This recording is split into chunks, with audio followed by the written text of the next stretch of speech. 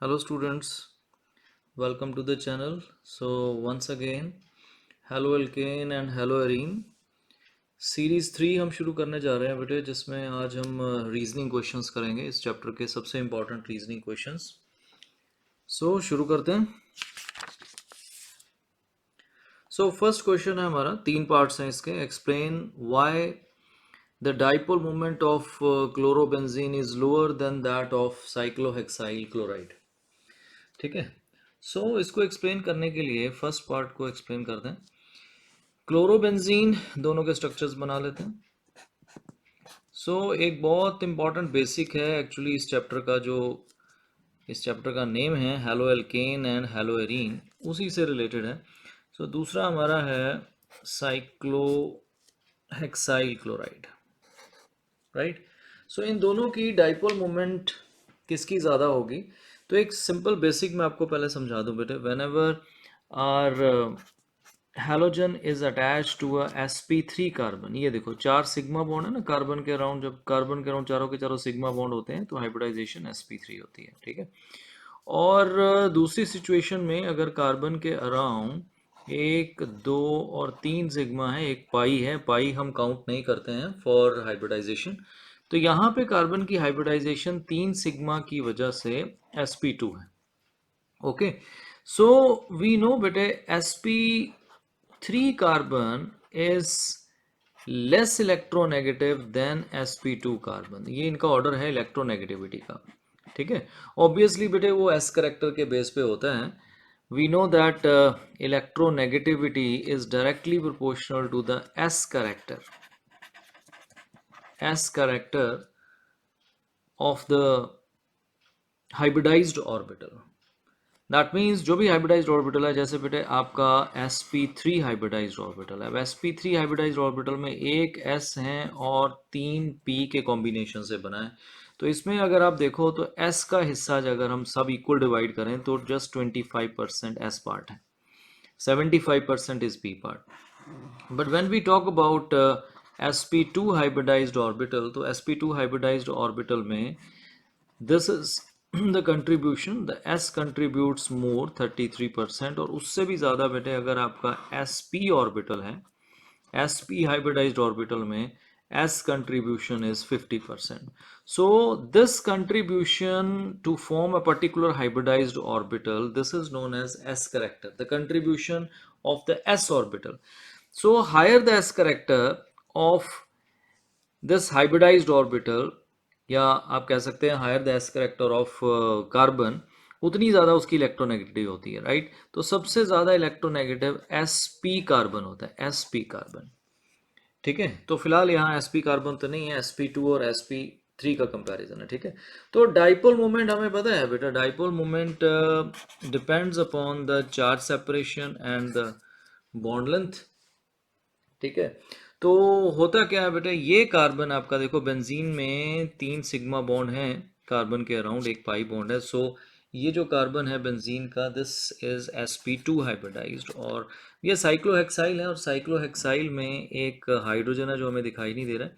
तो टोटल यहाँ पे चार सिग्मा बॉन्ड है। दिस कार्बन जिसके साथ हैलोजन अटैच है वो sp3 है। इन दोनों केसेस में आप देखो बेटे, क्लोरीन जो हैलोजन है यहाँ कार्बन से अटैच्ड है, वो कार्बन से इलेक्ट्रॉन अपनी तरफ खींच ही रहा है। No doubt in both cases आपका हैलोजन पार्शियली नेगेटिव है और कार्बन पार्शियली पॉजिटिव है। ये बॉन्ड तो पोलर ही है, right. But you can well imagine कि sp3 कार्बन से हैलोजन ज़्यादा अपनी तरफ खींच सकता है as compare to sp2 carbon, because sp2 carbon is more electronegative. तो जो ज़्यादा इलेक्ट्रोनेगेटिव है उससे इलेक्ट्रॉन खींचना क्लोरीन के लिए ज़रा मुश्किल है। sp3 सॉरी, इस केस में sp3 से इलेक्ट्रॉन ज़्यादा अपनी तरफ electron cloud carbon chlorine bond के खींच सकता है। दैट इज़ वाई यहाँ पे पार्शियल नेगेटिव और पार्शियल पॉजिटिव जो चार्ज सेपरेशन है कार्बन और क्लोरीन बॉन्ड में, वो ज़्यादा होगी। Here value of Q is more, right. लेकिन sp2 से इलेक्ट्रॉन खींचना थोड़ा मुश्किल है बिकॉज उसकी इलेक्ट्रॉनिटी ज़्यादा है। तो यहाँ पे charge separation the Q is less, ठीक है। So because of charge separation, बहुत बड़ी बात है। चार्ज सेपरेशन जिसमें ज़्यादा है उसमें ऑब्वियसली डाइपोल मोमेंट ज़्यादा होगी, तो चार्ज सेपरेशन ज़्यादा इफेक्ट करती है एज कंपेयर टू, ठीक है, बॉन्ड लेंथ भी इफेक्ट करती है। दोनों का कंबाइंड इफेक्ट है। बॉन्ड लेंथ के बारे में भी देख लें बेटे, तो जो carbon sp3 hybridised orbital use कर रहा है क्लोरीन के साथ बॉन्ड बनाने में, तो वहां बॉन्ड लेंथ ज्यादा होगी बिकॉज sp3 बॉन्ड बड़ा होता है, ठीक है। और जब कार्बन sp2 के साथ बॉन्ड बना रहा है तो ये वाला sp2 वाला बॉन्ड जो है उसकी बॉन्ड लेंथ थोड़ी छोटी होगी। तो आप देखो sp2 के केस में Q भी लेस है और बॉन्ड लेंथ भी लेस होती है, राइट। और यहाँ Q भी मोर है और bond length, the distance between carbon and chlorine, ये भी मोर है।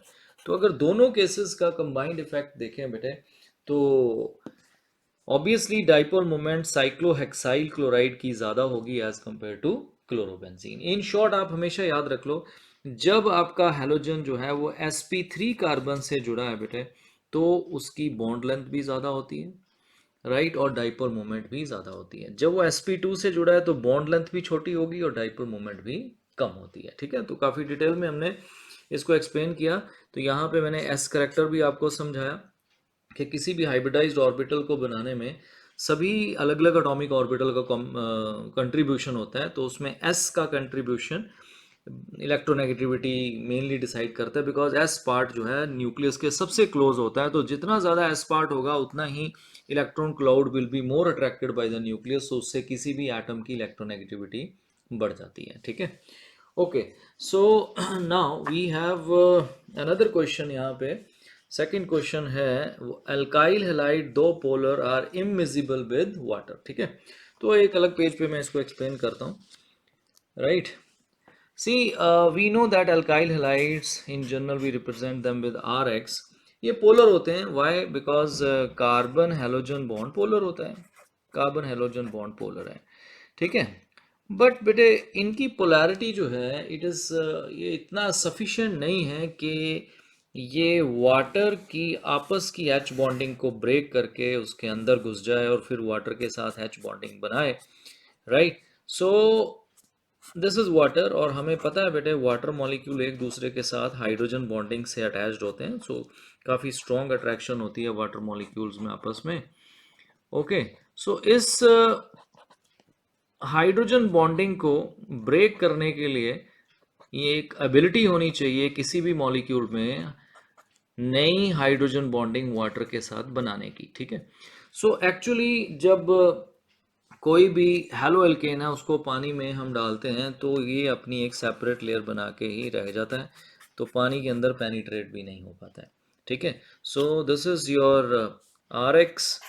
सो सिंपल हम रीजन दें, अगर 1 मार्क क्वेश्चन आता है हमें, तो हम ये कह सकते हैं that though they are polar, no doubt there is charge separation, they are polar in nature, but that polarity is not sufficient to break hydrogen bonding of water and make new hydrogen bonding with water molecules, right. So आपको पता है बेटे कि जिन molecules में OH bond होता है या फिर NH बॉन्ड होते हैं, सो ये बहुत ज़्यादा पोलर बॉन्ड है। One more it is fluorine और हाइड्रोजन बॉन्ड, जो कि ऑर्गेनिक में हमें इतना कहीं नहीं मिलेगा। सो यहाँ पे आपके पास ये नेगेटिव पॉजिटिव, ये काफ़ी पोलर बॉन्ड है। सो जिन ऑर्गेनिक मॉलिक्यूल के पास ये वाले बॉन्ड्स होते हैं, they can easily form hydrogen bonding with water, right. तो हाइड्रोजन बॉन्डिंग वाटर के साथ बनाने के लिए इनकी ज़रूरत है, जो कि अभी आने वाले अगले अल्कोहल्स में, एल्डी कार्बोक्सिलिक एसिड्स में, अमाइंस में ये बॉन्ड्स होते हैं। So they are soluble in water because they can form hydrogen bonding with water, ठीक है। So this is the answer to this question. Second part था हमारा। थर्ड पार्ट एक बार फिर चेक करते हैं, what is the third part.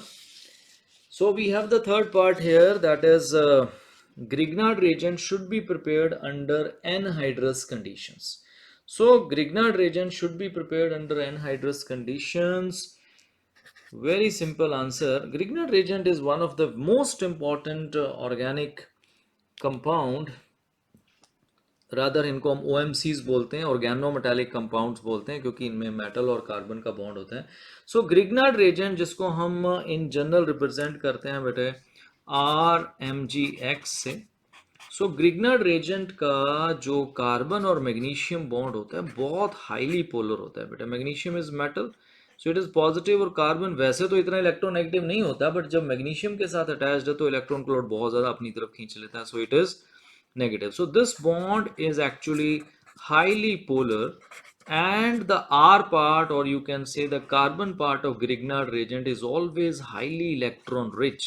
So ये हमेशा किस चीज को ढूंढता रहता है बेटे, रिएक्शन मिक्सचर में या इसके अराउंड सराउंडिंग में जो भी मॉलिक्यूल्स हैं उनमें कहीं कोई इसको इलेक्ट्रॉन डेफिशिएंट स्पीशीज मिल जाता है, राइट, तो ये उस पर अटैक कर देता है, उसको छीन लेता है।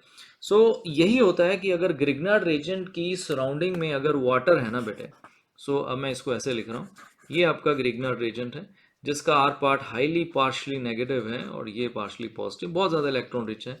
So when it comes in contact with water, तो इसमें सिर्फ यही नहीं बताना आपने कि ये वाटर से रिएक्ट करता है, बहुत अच्छा होगा अगर वाटर के साथ रिएक्शन भी आप बता दो, राइट। तो जब इसको हम वाटर के कांटेक्ट में लाते हैं तो इसका ये जो आर पार्ट है ये वाटर का प्रोटॉन छीन लेता है बेटा, right. So as a result it form R H, R H means alkanes, तो ये एल्केन्स बना देते हैं, राइट। और हमारे पास बाकी क्या बच जाता है, मैग्नीशियम, उसके साथ एक्स पहले से है और वाटर से एक और एनायन आ गया, दैट इज OH नेगेटिव, ठीक है। सो हम सिंपली ये कहें कि अगर हम ग्रिग्नार्ड रेजेंट को हाइड्रेटेड कंडीशंस में बनाएं तो वो ग्रिग्नार्ड रेजेंट रहेगा ही नहीं, it will immediately react with water to form alkene.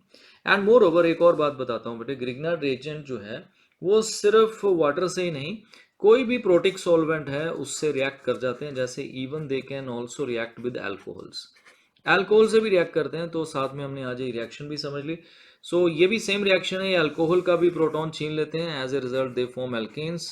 सो इस रिएक्शन को कन्वर्जन में भी आप यूज कर सकते हो, बट कन्वर्जन्स पे अलग से हम बात करेंगे, ठीक है। सो ये आपकी रिएक्शन है। So why they are not prepared under hydrated condition, or you can say they prepare under anhydrous condition, because they react with water, that is why they are not prepared under hydrated condition. So anhydrous conditions use करनी पड़ती है।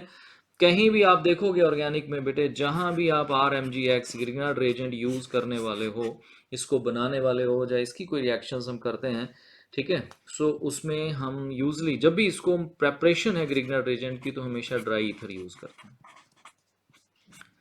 Right.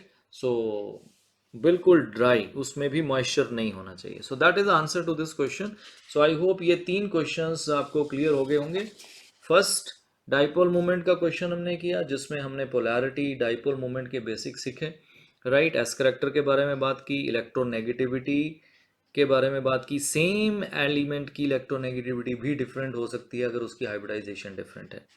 Then next question में हमने solubility की बात की, halo alkane polar होते हैं, लेकिन पोलर होने के बावजूद भी वो पानी में डिजोल्व नहीं होते, because they are not able to form hydrogen bonding with water, not even they don't even penetrate into water, right. And third which we have done is Grignard reagent reacts with water, that is why it is always prepared under anhydrous conditions.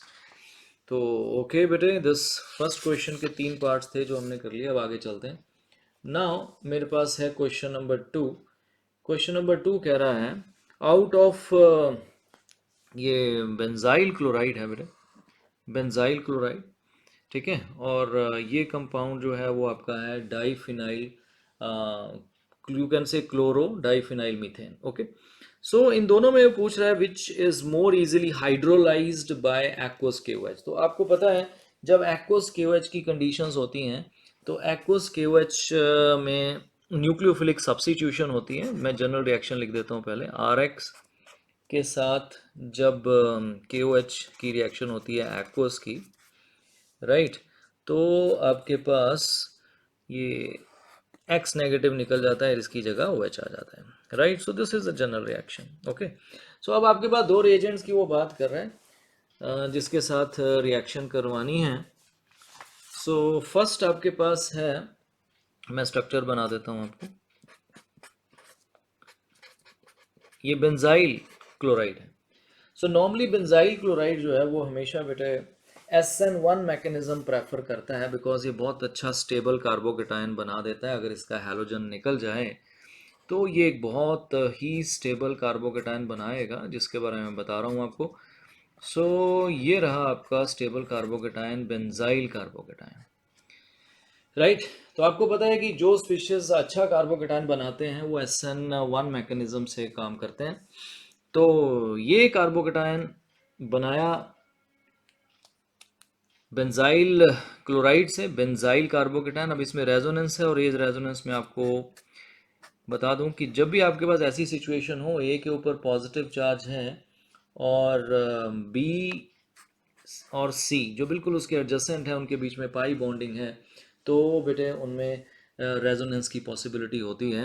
ये जो ए के ऊपर आपको positive charge दिखाई दे रहा है, ये positive charge delocalise हो जाता है, ये पाई क्लाउड इस तरफ भी शिफ्ट होता है क्योंकि उधर इलेक्ट्रॉन डेफिशिएंट ए है। तो आप इसके रेजोनेटिंग स्ट्रक्चर ऐसे बना सकते हो।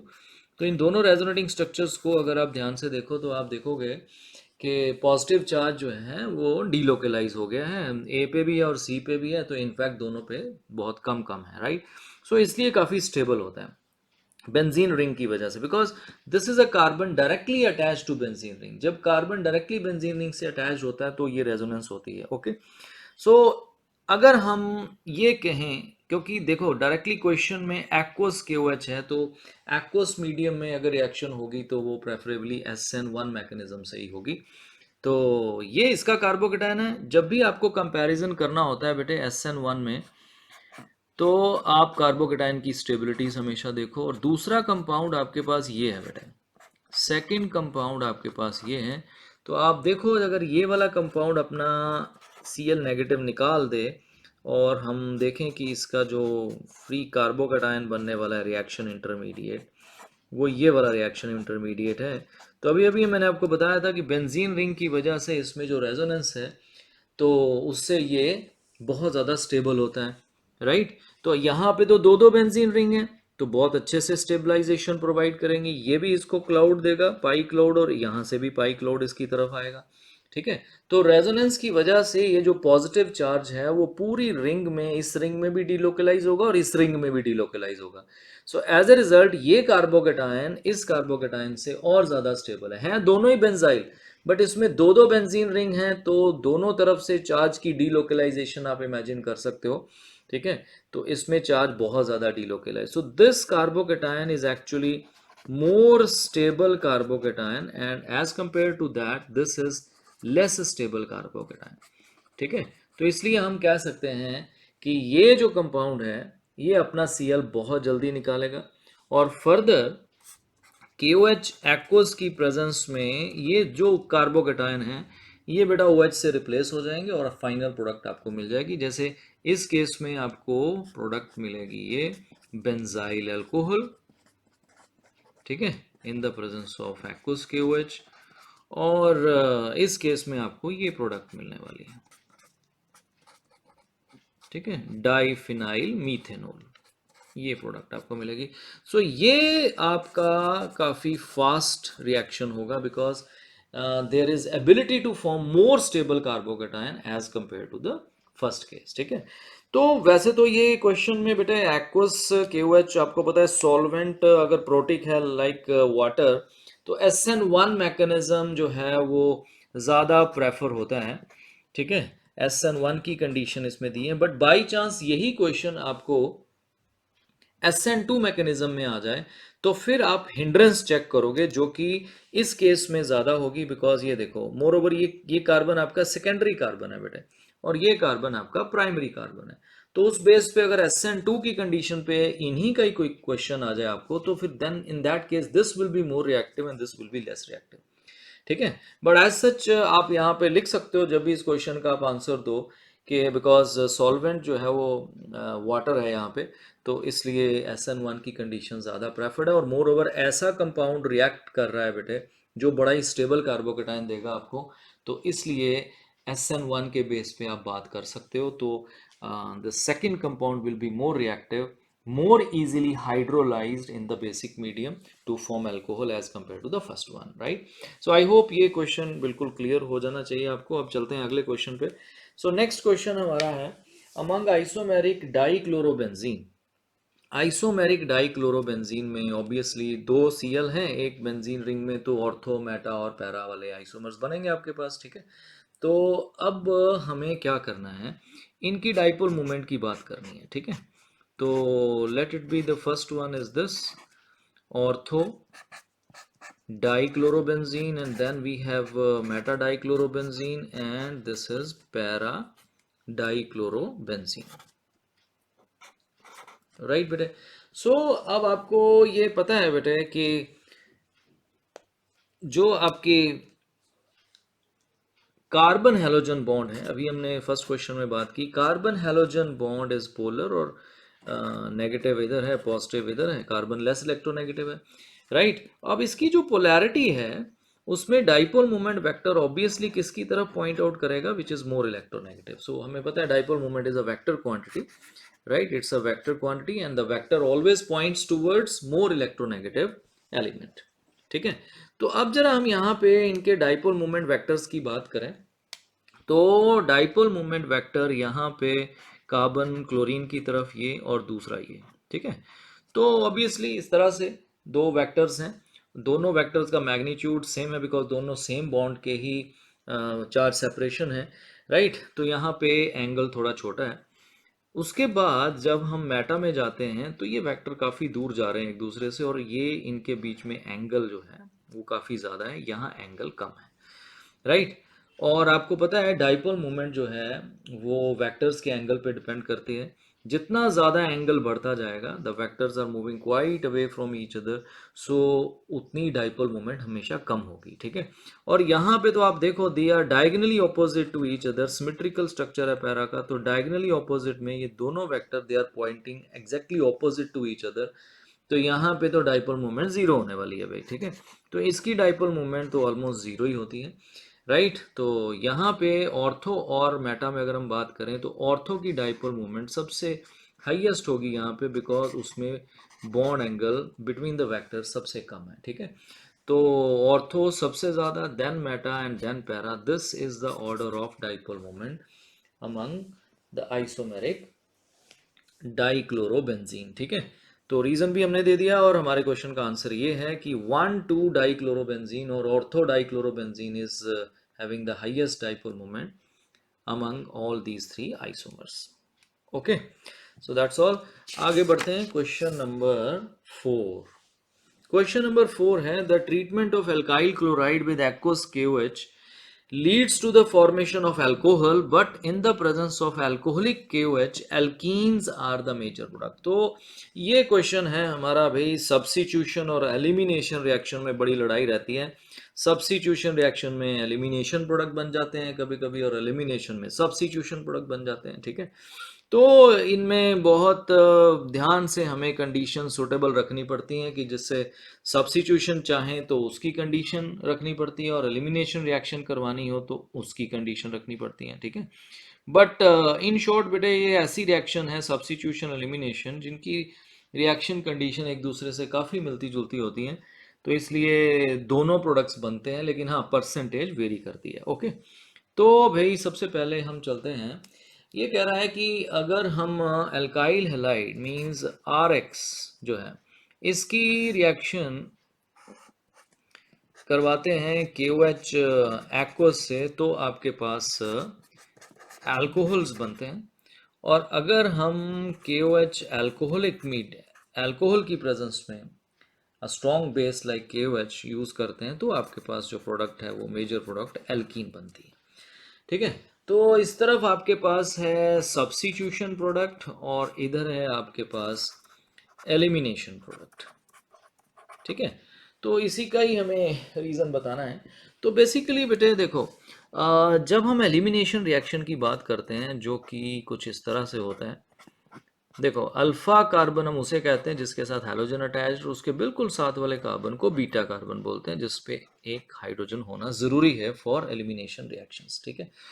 तो यहाँ पे हमें ना एक बड़ा ही स्ट्रॉन्ग बेस चाहिए होता है, एक ऐसा बेस जो बेस मतलब ब्रॉन्स्टेड बेस हम कह सकते हैं, जो यहाँ बीटा कार्बन से एक प्रोटॉन छीन के ले जाए, मतलब अच्छी खासी उस पर नेगेटिव चार्ज इंटेंसिटी होनी चाहिए, राइट, ताकि वो एक कार्बन हाइड्रोजन बॉन्ड को तोड़े और H+ को वहाँ से ले जाए। The moment H+ goes out, ये वाला बॉन्ड इधर शिफ्ट हो जाता है और फिर कार्बन के अराउंड इतना इलेक्ट्रॉन क्लाउड इकट्ठा हो जाता है, तो हैलोजन अपना इलेक्ट्रॉन क्लाउड लेके भाग जाता है।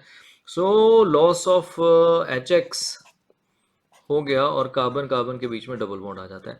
सो द आइडिया इज कि जो आपकी एलिमिनेशन रिएक्शन है उसमें ये आपका जो बेस है, ठीक है, तो वो बड़ा ही स्ट्रांग होना चाहिए प्रोटॉन को खींचने वाला, ठीक है।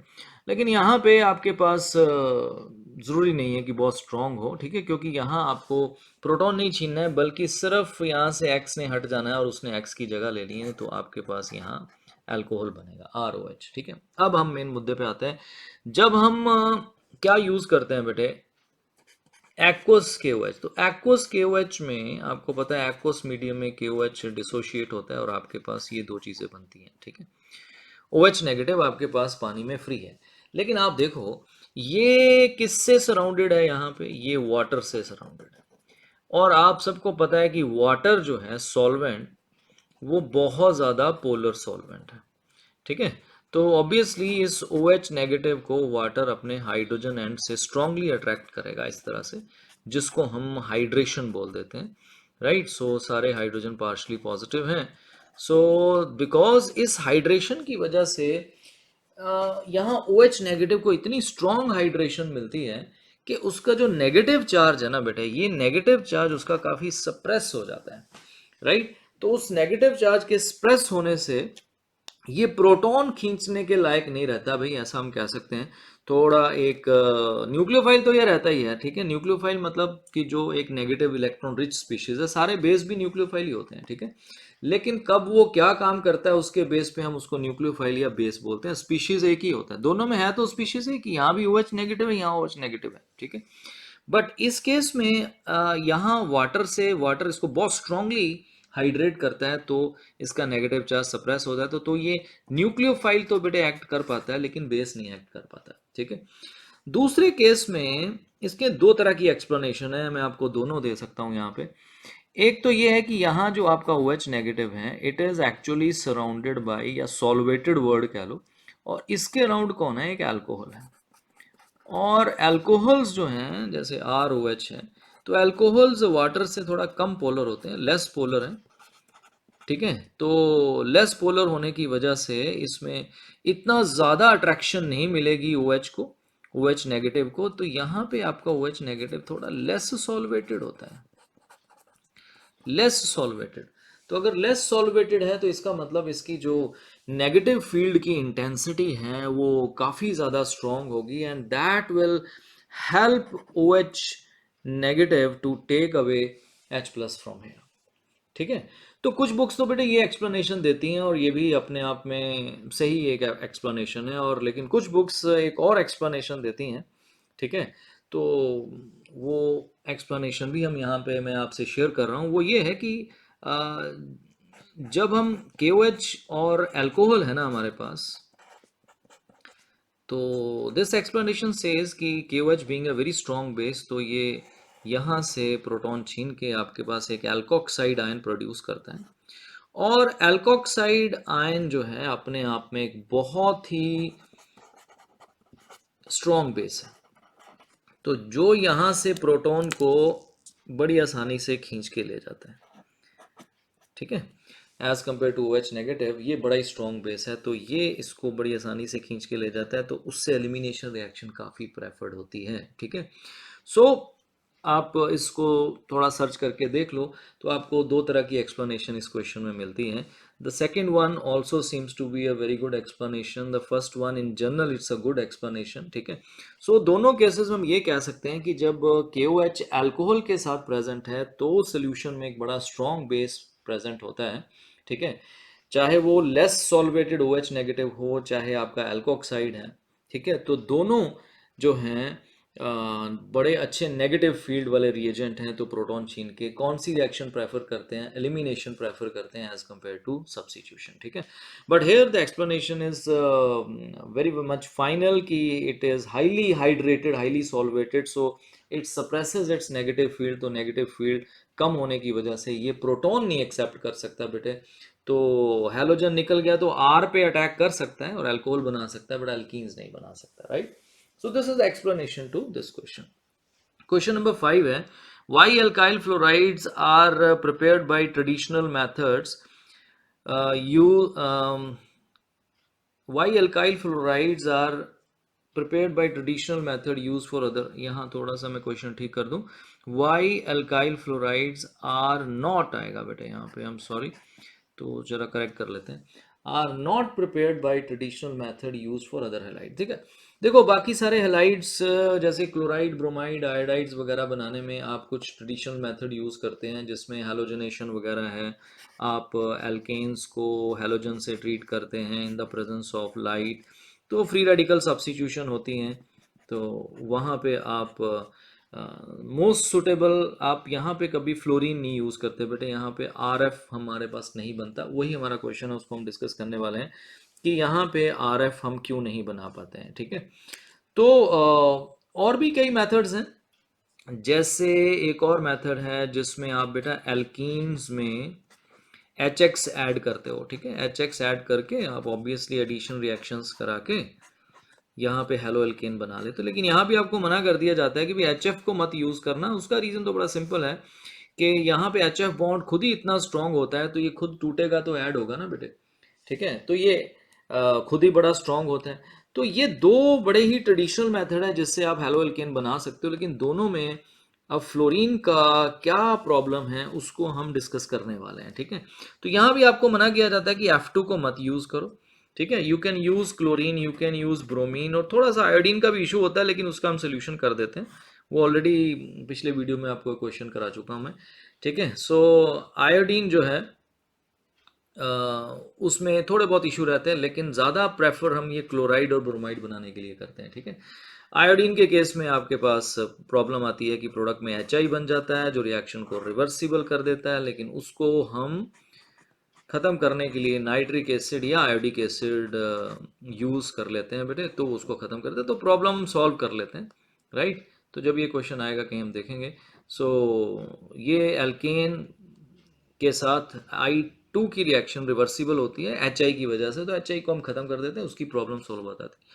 लेकिन प्रॉब्लम जो है वो किसकी है, फ्लोरीन को क्यों नहीं यूज़ कर पाते हम। ठीक है, तो बेसिकली मैं आपको बता दूं बेटा कि फ्लोरीन की इन जनरल रिएक्शन थोड़ी सी अनकंट्रोलेबल रहती हैं, थोड़ी सी एक्सप्लोसिव नेचर की रहती हैं, क्योंकि फ्लोरीन फ्लोरीन बॉन्ड जो है तो बहुत छोटा बॉन्ड बेटे, लेकिन इस बॉन्ड में एक ऐसी प्रॉब्लम आपको मैं बताने वाला हूं जिसकी वजह से ये छोटा बॉन्ड होने के बावजूद भी बड़ी जल्दी टूट जाता है। वो है कि यहाँ पे ये जो लोन पेयर्स है ना बेटे, दोनों फ्लोरीन के ऊपर जो तीन तीन लोन पेयर हैं, लोन पेयर में बहुत हाई रिपल्शन होती है, जिसकी वजह से फ्लोरीन फ्लोरीन बॉन्ड बहुत ही कम एनर्जी से भी टूट जाता है।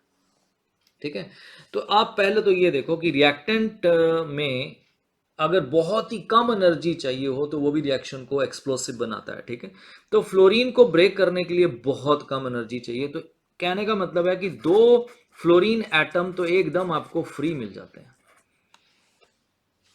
राइट, सो अब बात करते हैं कि जब ये रिएक्शन होती है, जब मान लो मैं एक रिएक्शन ले रहा हूँ कि मान लो हम इथेन की रिएक्शन करा रहे हैं बेटे फ्लोरीन के साथ, और ये फ्लोरीन एटम्स जो हैं वो टूट फूट गए, सॉरी फ्लोरीन मॉलिक्यूल बड़ी जल्दी टूट गए। इसके बाद एक और बात बताता हूँ, जब सब्स्टिट्यूशन के बाद मान लो कार्बन फ्लोरीन बॉन्ड बन गया, सो कार्बन फ्लोरीन बॉन्ड जो है ये बड़ा ही स्ट्रॉन्ग बॉन्ड है, ये स्ट्रॉन्ग बॉन्ड है। ठीक है, तो प्रोडक्ट में आपके पास बड़े स्ट्रॉन्ग बॉन्ड बन रहे हैं, HF भी बड़ा स्ट्रॉन्ग बॉन्ड है, तो इसकी वजह से रिएक्शन में इतनी हाई एनर्जी रिलीज होती है। ठीक है, एनर्जी रिलीज बहुत ज़्यादा होने की वजह से अब ये एनर्जी जो है, अब एनर्जी को कुछ तो करना होता है ना, तो ये एनर्जी क्या करती है, यहाँ पे हमारे जो एल्केन्स हैं उन्हीं को तोड़ सकती है। ठीक है, एल्केन्स को ब्रेक कर देती है। We usually say that alkanes they get ruptured due to this particular energy. Right, तो उससे आपके पास जब ये रैप्चर्ड हो जाएंगे तो इंडिपेंडेंट कुछ और रेडिकल्स क्रिएट करेंगे लाइक मिथाइल रेडिकल, तो उसके साथ फ्लोरीन जुड़ जाएगी, तो फिर हमारे पास अनएक्सपेक्टेड प्रोडक्ट्स बनेंगी लाइक मिथाइल फ्लोराइड। ठीक है, तो इसलिए आप ये कह सकते हो नंबर वन, फ्लोरीन को खुद यूज करना बड़ा मुश्किल है, ये बड़ी जल्दी टूट जाता है, तो makes a reaction very very explosive. दूसरा, फ्लोरीन कार्बन से जुड़ के इतना स्ट्रॉन्ग बॉन्ड बनाता है कि बहुत ज़्यादा हीट प्रोड्यूस होती है उस रिएक्शन में, तो that heat produce can rupture your alkanes, तो अनएक्सपेक्टेड प्रोडक्ट्स बहुत सारे बन जाते हैं। तो फिर ऑब्वियसली अब इस चीज़ को प्रेफर करना सही नहीं है, बिकॉज जो प्रोडक्ट हमें चाहिए वो हमें मिल ही नहीं रहा, रादर उसकी जगह कुछ और ही मिल रहा है, और मोर ओवर रिएक्शन इतनी ज़्यादा एक्सप्लोसिव हो रही है जिसको कंट्रोल करना थोड़ा मुश्किल है, ठीक है। सो दैट इज़ वाई जो ट्रेडिशनल मेथड लाइक X2 या HX यूज़ करके हम क्लोराइड, ब्रोमाइड या आयोडाइड बनाते हैं, वो फ्लोरीन के लिए बड़ा मुश्किल हो जाता है बेटे। तो फ्लोरीन के लिए इसलिए हम एक स्पेशल रिएक्शन यूज़ करते हैं, दैट इज़ स्वार्ट्स रिएक्शन, जिसको हम हैलाइड एक्सचेंज रिएक्शन कहते हैं, और उसके थ्रू हम इसको रिप्लेस करते हैं। तो वो नेमिंग रिएक्शन में डिस्कस करेंगे, right. So this question is done, question number 5। अब हम चलते हैं आगे क्वेश्चन नंबर 6। क्वेश्चन नंबर 6 और 7 जरा जल्दी से कर लेते हैं। ओके, सो क्वेश्चन है कि why the bond length of carbon X bond differs in chloroethane and chloroethene. तो एक तो बॉन्ड लेंथ डिफर कर ही रही है, दूसरा फिर हम बॉन्ड लेंथ किसकी ज़्यादा है किसकी कम है उस पर भी बात कर लेते हैं।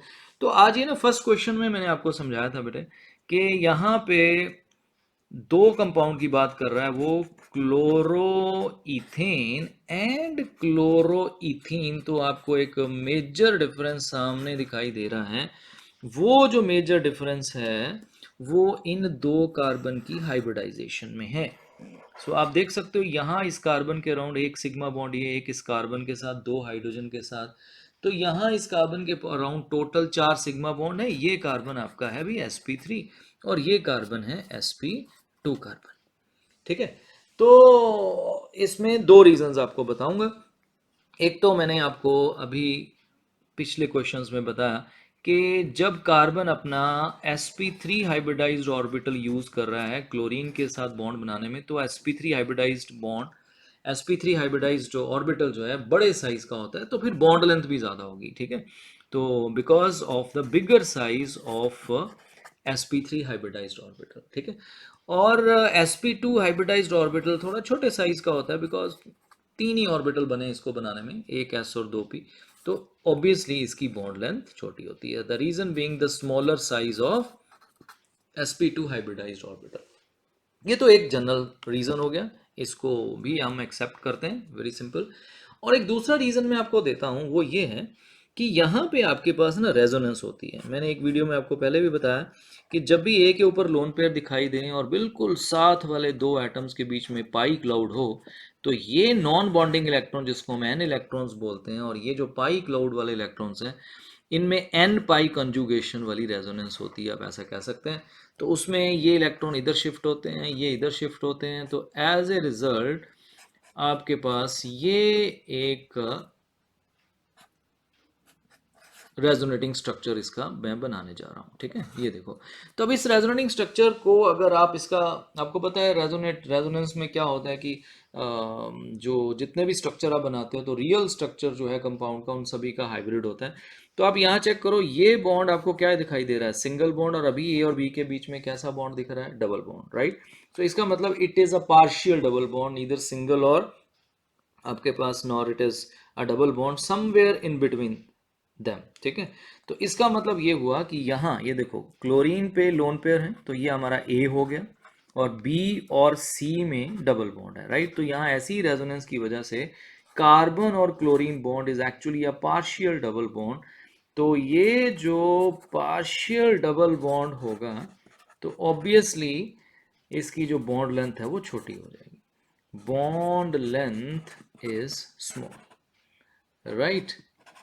तो एज ए रिजल्ट हम कह सकते हैं कि दोनों की बॉन्ड लेंथ डिफर करती हैं, वो भी हमने बता दिया। और किसमें छोटी बॉन्ड लेंथ है, when halogen is attached to sp2 carbon, तो ये बॉन्ड छोटा बॉन्ड होता है बेटे, आसानी से टूटता नहीं है, ठीक है। तो अगर हम न्यूक्लियोफिलिक सब्स्टिट्यूशन रिएक्शंस की बात करें जिसमें इस बॉन्ड को हमने तोड़ना है और इसकी जगह कोई न्यूक्लियोफाइल लगाना है, तो वो न्यूक्लियोफाइल यहाँ पे फास्ट अटैक करेगा, लेकिन यहाँ पे अटैक उसका जो है वो इतना प्रेफर नहीं करेगा, बिकॉज ये क्लोरीन जल्दी अलग नहीं होगा, because this is a partial double bond, stronger bond है बेटे। So that is the explanation to this. आगे चलते हैं question number 7। Which of the following can be easily substituted by nucleophile, 1 chloropropane and 1 chloropropene. So by chance इसी question से जुड़ा हुआ ये क्वेश्चन है, तो इसमें हम ज़रा चेक कर लेते हैं। सो पहला कंपाउंड वो हमें कह रहा है, इट इज़, मैं ज़रा ओपन करके लिख रहा हूँ एक पार्ट। ये देखो 1 क्लोरोप्रोपेन और दूसरा है मेरे पास 1 क्लोरोप्रोपीन। तो जरा हम ध्यान से बनाते हैं, ये प्रोपीन और 1 पे ही क्लोरो, क्योंकि डबल बॉन्ड को प्रेफरेंस देनी है, फर्स्ट पोजीशन पे Cl भी 1 पे ही है। तो this is the structure of the compound. Okay, तो अब जरा हम देखें, ये बिल्कुल ऊपर वाले क्वेश्चन वाला रीजन सारे हम यूज कर सकते हैं। तो ये कार्बन जो है हमारा sp2 हाइब्रिडाइज्ड है, और यहाँ पे रेजोनेंस की वजह से ये बॉन्ड कैसा बॉन्ड है, आप सारी यही एक्सप्लेनेशन यूज कर सकते हो। ये पार्शियल डबल बॉन्ड है, और पार्शियल डबल बॉन्ड होता है शॉर्टर एंड स्ट्रॉन्गर। ये वर्ड जरूर लिखना है जब भी आप पार्शियल डबल बॉन्ड की बात करते हो, ठीक है, शॉर्टर एंड स्ट्रॉन्गर। तो लेकिन ये देखो 1 सिग्मा, 2 सिग्मा, 3 सिग्मा, 4 सिग्मा, तो ये sp3 कार्बन है, ठीक है। तो ऑब्वियसली sp3 वाला बॉन्ड बड़ा होता है, तो यहाँ पे आप कह सकते हो कि कार्बन हैलोजन बॉन्ड जो है वो, उसकी बॉन्ड लेंथ जो है, bond length is more as compare to this. तो बेटा आपको पता है बड़ा बॉन्ड वीक होता है, बड़ा बॉन्ड जो है उसको तोड़ना भी आसान होता है, ठीक है। So this bond breaks easily.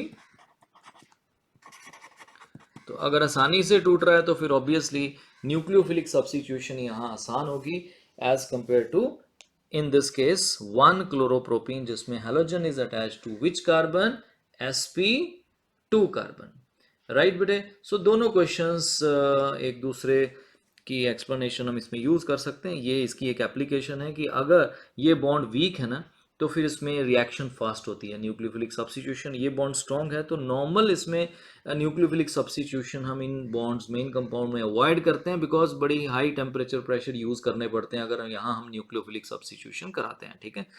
तो सिंपल नॉर्मल कंडीशन में यहाँ न्यूक्लियोफिलिक सब्स्टिट्यूशन नहीं हो सकती जो यहाँ हो जाती है, ठीक है। सो चलते हैं अब नेक्स्ट क्वेश्चन की तरफ। सो हमारा नेक्स्ट क्वेश्चन है, which out of the two have higher dipole moment, chlorocyclohexane और chlorobenzene, and why. So I think ये हमारा रिपीट हो गया क्वेश्चन, चलो कोई बात नहीं, हम कंपाउंड चेंज कर देते हैं। सो इसकी जगह आपको मैं दे रहा हूँ, अगर आपको डाइपोल मोमेंट की बात आती है तो यहाँ पे इसके बारे में पूछ सकते हैं, क्लोरो इथेन ले लेते हैं इसकी जगह, और इसकी जगह हम क्लोरो इथीन ले लेते हैं, ठीक है। तो चेंज कर देते हैं, कोई बात नहीं। सो फर्स्ट क्वेश्चन हमने यही किया था, तो सेम एक्सप्लेनेशन इसको हम जल्दी से कर सकते हैं कि in first compound our halogen is attached to sp3 carbon, and in the second compound halogen is attached to sp2 carbon. So फिर से वही explanation है that electronegativity of sp2 carbon is greater than sp3 carbon. So obviously यहाँ पे इस case में chlorine बहुत ज़्यादा इलेक्ट्रॉन अपनी तरफ नहीं खींच पाएगा बेटे, बिकॉज इसकी भी अच्छी खासी इलेक्ट्रोनेगेटिविटी है भाई, ये जाने नहीं देगा इलेक्ट्रॉन उधर। तो नो डाउट ये पोलर बॉन्ड है, लेकिन इतना पोलर नहीं होगा जितना ये, बिकॉज यहाँ का क्लोरीन उसमें तो जोर उतना ही है, यहाँ भी उतना ही जोर लगा रहा था, लेकिन यहाँ इस पे जोर कम चलेगा बिकॉज इसकी खुद की इलेक्ट्रोनेगेटिविटी ज़्यादा है। तो ये sp3 की इलेक्ट्रोनेगेटिविटी कम है, तो यहाँ अच्छा खासा जोर चलेगा क्लोरीन का और बहुत ज़्यादा इलेक्ट्रॉन क्लोड अपनी तरफ खींच लेगा। मैंने एक बड़ी एरो बनाई है। So this is partially negative partially positive, तो दिस इज मोर पोलर। तो ये मोर पोलर, चार्ज सेपरेशन इसमें ज़्यादा होगी, क्यू भी ज़्यादा है, मैंने पहले भी बताया था क्वेश्चन में, और डिस्टेंस ऑफ सेपरेशन भी यहाँ पे मोर है बेटे। और हमें पता है dipole moment is Q into D, distance of separation, ठीक है। तो डिस्टेंस ऑफ सेपरेशन क्योंकि अभी अभी किया हमने कि sp3 वाली बॉन्ड लेंथ ज़्यादा होती है एज कम्पेयर टू sp2, तो दोनों वजह से हम ये कह सकते हैं दैट इसकी जो डाइपोल मोमेंट है वो लेस है एज कम्पेयर टू जब वो sp3 से अटैच्ड है। तो मैंने बेटा चेंज कर दिया जरा, ये क्वेश्चन हम ऑलरेडी कर चुके थे, तो मैंने अब कंपाउंड चेंज कर दिए। तो ध्यान दो पेपर में इन कंपाउंड से रिलेटेड भी आ सकता है, बट बेसिक वही रहेगा कि कार्बन किसके साथ अटैच्ड है। अगला क्वेश्चन, क्वेश्चन नंबर 9 है हमारे पास, arrange the following on the basis of bond length of carbon X bond. तो चलो कार्बन एक्स की नेचर की बहुत बातें हो रही हैं आज, पोलैरिटी की बात हुई, बॉन्ड लेंथ की बात हुई, डाइपोल मोमेंट की, ठीक है। तो अब हमारा नया क्वेश्चन जो है वो फिर से बॉन्ड लेंथ की बात है, लेकिन इस बार कार्बन की हाइब्रिडाइजेशन में गड़बड़ नहीं होगी, बट कि हैलोजन ही हमारा चेंज है। ठीक है, तो मैं सारे कंपाउंड्स अगर बनाऊं, chloro ethane is this, right बेटे। तो second is bromo ethane, third is fluoro ethane. So R part हमने अभी तक सेम रखा है। देन है फ्लोरोइथीन आ गया भाई, फ्लोरोइथीन आ गया, राइट। और लास्ट जो है that is आइडो and is ethane. Okay, तो पहले तो आप कैटेगराइज कर लो बेटे इन सभी को कि आपका थोड़ा ये ऑड वन आउट लग रहा है। ठीक है, इसको जरा हम अलग रख लेते हैं, क्योंकि इसमें फ्लोरीन जो है बाकी सभी में हैलोजन sp3 कार्बन से अटैच्ड है, लेकिन इसमें sp2 से अटैच्ड है। ठीक है, तो अब जरा मैंने इसको अलग कर लिया, बाकियों को एक बार देख लेते हैं। तो बेटा आपको पता ही है कि जैसे हैलोजन का साइज है फ्लोरीन के बाद क्लोरीन, ब्रोमीन और आयोडीन, तो ऑब्वियसली इनका एटॉमिक साइज जो है वो इंक्रीज करता है। ठीक है, सबसे छोटा जो है वो फ्लोरीन है, this is the atomic size. तो ऑब्वियसली जब कार्बन के साथ वो जुड़ेंगे तो सबसे बड़ा बॉन्ड लेंथ जो होगा वो कार्बन आयोडीन बॉन्ड होगा, सबसे छोटा बॉन्ड वो कार्बन फ्लोरीन बॉन्ड होता है। ठीक है, तो अगर इनकी बॉन्ड लेंथ की बात करें तो ये इनकी बॉन्ड लेंथ है।